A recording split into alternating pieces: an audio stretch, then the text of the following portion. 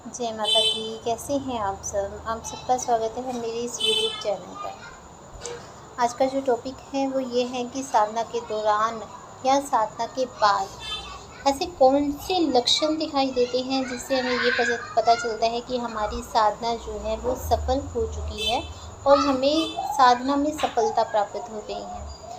साधना में जब सफलता प्राप्त होती है तब कुछ लक्षण देखने को मिलते हैं। अगर आप उन लक्षणों को समझ जाते हैं तब आप साधना में आगे बढ़ते हैं, वरना आप उन लक्षणों को जब देखते हैं और घबरा जाते हैं तब आप साधनाएं करना छोड़ देते हैं। तो आज आप यही बात जानेंगे कि साधना के दौरान या साधना के बाद ऐसे कौन से लक्षण दिखाई देते हैं जो साधना में आपको सफलता प्राप्त हो चुकी है के बारे में बताते हैं। वीडियो में आगे बढ़ने से पहले जल्दी से मेरे चैनल को सब्सक्राइब कीजिए, बेल आइकन दबाइए ताकि मेरे द्वारा अपलोड की गई हर वीडियो की नोटिफिकेशन आपको मिल सके। अगर आपको कोई भी प्रश्न पूछना है या किसी भी विषय पर आपको वीडियो चाहिए तो आप मुझे मेरे व्हाट्सएप नंबर पर संपर्क कर सकते हैं। कृपया मैसेज कीजिए, कॉल ना कीजिए, क्योंकि मैं किसी का भी फ़ोन नहीं उठाती हूँ, इतना समय ही नहीं होता है फ़ोन उठाने का। आप व्हाट्सएप पर अपनी समस्याएं लिख सकते हैं और उनका समाधान प्राप्त कर सकते हैं। तो चलिए अब बढ़ते हैं वीडियो में आगे। भक्ति के मार्ग में बहुत से लोग साधनाएं करते हैं। कुछ लोग गुरुओं के मार्गदर्शन में रहकर साधनाएं करते हैं और कुछ लोग भगवान भोलेनाथ को अपना गुरु मानकर साधना क्षेत्र में उतर जाते हैं और साधनाएं करना आरंभ कर देते हैं। अब जिन लोगों के गुरु हैं वो तो पूरे गुरु मार्गदर्शन पर चल रहे हैं ना, तो उनको पता होता है कि कहाँ क्या होना है। लेकिन जो लोग जिनके शरीरधारी गुरु नहीं है वो भगवान भोलेनाथ को गुरु मानकर अपनी साधनाएं तो करते हैं, परंतु जब साधना क्षेत्र में वो आगे बढ़ते हैं और उन्हें लक्षण पता, उनके सामने जब लक्षण आते हैं तब वो उन लक्षणों को समझ नहीं पाते। अगर स्वप्न भी उनको आते हैं तो वो स्वप्न को भी समझ नहीं पाते, जिसकी वजह से वो भटक जाते हैं। बहुत बार ये भी होता है कि जिन लोगों के गुरु होते हैं, जब साधना मार्ग में वो कोई साधना करते हैं और साधना में जब उन्हें सफलता का कोई लक्षण दिखाई देता है तब वो अपने गुरु से संपर्क नहीं कर पाते किसी कारण की वजह से। तो वो लोग भी संदेह में उतर जाते हैं कि हमारे साथ ऐसा क्यों हुआ। कई लोग तो अपने गुरु को ही गलत समझना आरंभ कर देते हैं, ये सोचकर कि हमने साधना की, हमारे साथ ऐसा हुआ। तो आपने ऐसा नहीं करना है। अगर आपके गुरु हैं और आपको साधना के समय, साधना के 1-2 दिन बाद या साधना के ख़त्म होने के कुछ दिनों बाद अगर आपको ये लक्षण दिखाई देते हैं तो आप अपने गुरु से ज़रूर उस पर बात कीजिए, चर्चा कीजिए। ठीक है। अब लक्षण जानते हैं कि लक्षण क्या है।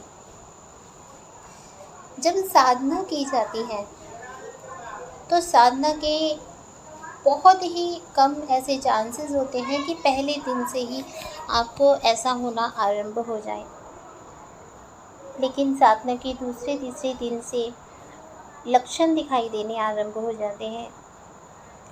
जैसे कि अगर किसी ने माँ काली की सेवा रखी है, माँ काली की साधना कर रहे हैं, नवाण मंत्र की साधना कर रहे हैं, तो उनके साथ क्या होता है कि जब माता काली की साधना की जाती है, हम ज़्यादातर सेवा कहते हैं, ठीक है। जब माता काली की साधना की जाती है तो उस समय बहुत से लोगों को डरावने सपने आने आरंभ हो जाती हैं, चिताएँ दिखनी शुरू हो जाती हैं, मुर्दे दिखते हैं, वो लोग दिखते हैं जो मर चुके हैं। कभी कभी उन्हें अपने ही परिवार का कोई सदस्य मृत नज़र आता है। तो ये सब जो दिख रहा है, ये इसके दिखने का भी कोई कारण होता है कि आप सफलता की सीढ़ी पर चढ़ रहे हैं। तो व्याकुल होने की आपको आवश्यकता नहीं है।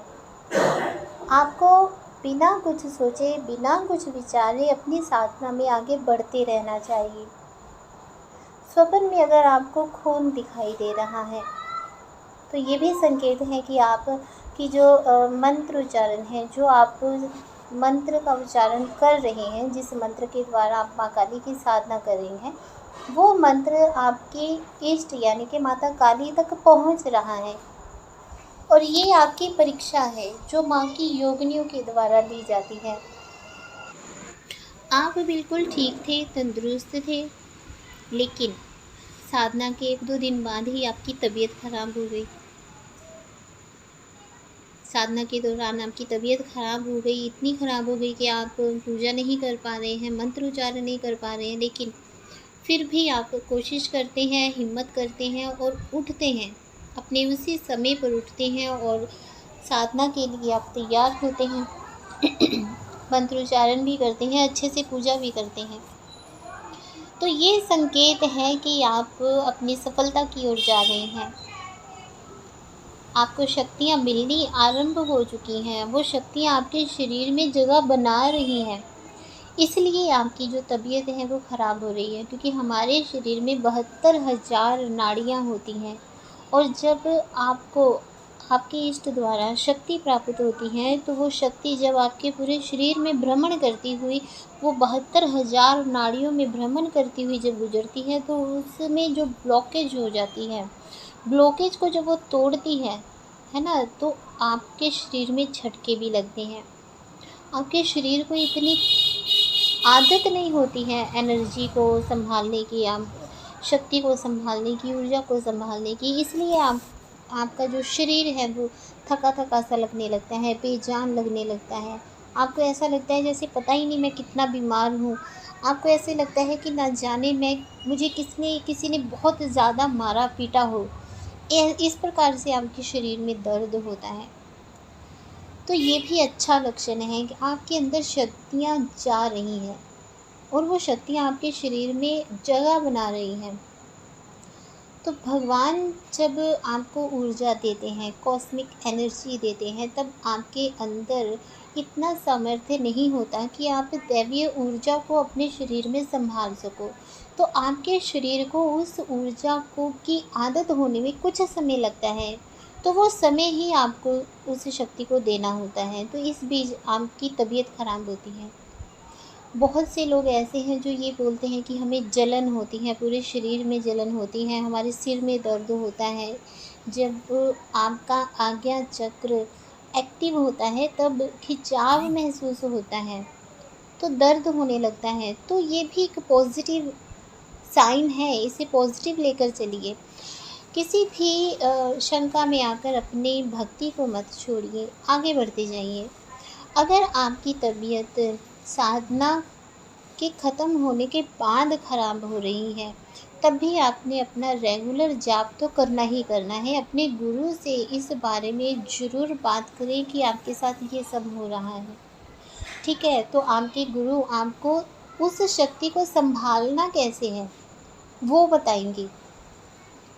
कैसे आप उस शक्ति को अपने शरीर के अंदर स्थान दे रहे हैं, तो वो किस प्रकार से आपके कंट्रोल में आएगी, वो जो बातें हैं वो गुरु द्वारा बताई जाती हैं।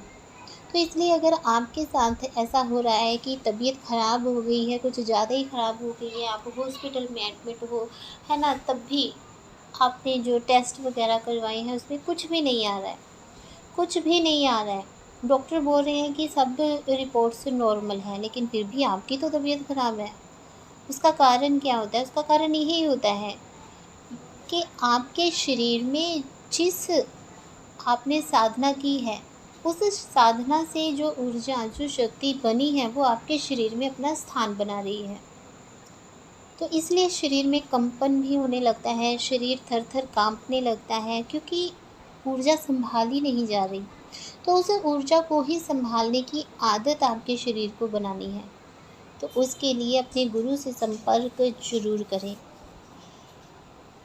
तो ये था आज का टॉपिक, जिसमें बहुत ही बारीकी से मैंने आपको समझाया है कि साधना के दौरान अगर आपकी तबीयत ख़राब हो जाती है तो उसका कारण क्या है। ये कारण समझें और कारण को समझकर अपने गुरु से ज़रूर इस बात पर डिस्कस करें कि हमारे साथ ऐसा हो रहा है, और कभी भी अपनी साधना को छोड़े ना, क्योंकि आपकी ये परीक्षा है और इस परीक्षा में आप पास तभी होंगे जब आपको ये वो ऊर्जा संभालनी आ जाएगी, है ना। तो इसलिए अच्छा संकेत है, आगे बढ़ते जाइए, साधनाएँ करते जाइए। जय माता की। खुश रहिए, खुशहाल रहिए।